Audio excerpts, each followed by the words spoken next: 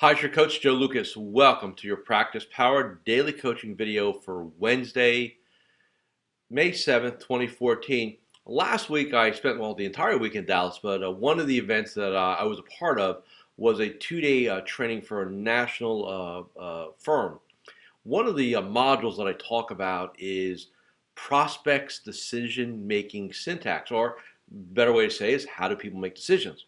And it reminded me how often advisors get impatient. You're dealing with a style that looks like this. They're very process oriented. They're external, which means they need to talk to a lot of different people. And they don't get convinced very easily. So it takes a number of phone calls, a number of meetings, and so on.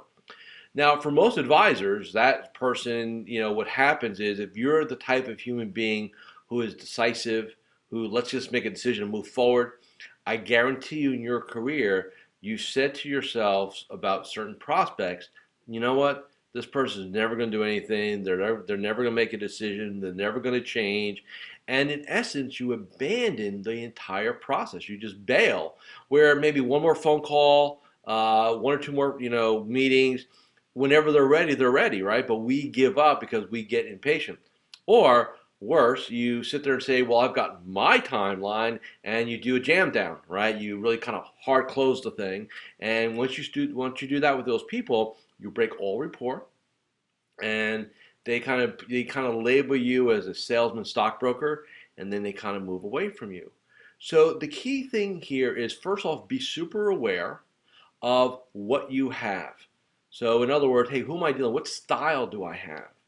And it's very simple by asking a couple questions. All this material, by the way, is in the Business Development Center on Practice Power, how to get clients and prospects to take action. It's a nice little short e-learning segment. But it'll give you the different decision-making syntaxes that your clients and prospects have, and that way you can really match them. It's so critical because if you don't match their style, number one, you're flying blind.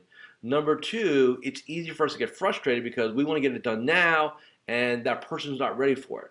And we end up kind of losing the entire situation just because we were unaware. So let's make that point. So these are just some things I wanted to kind of draw to your attention.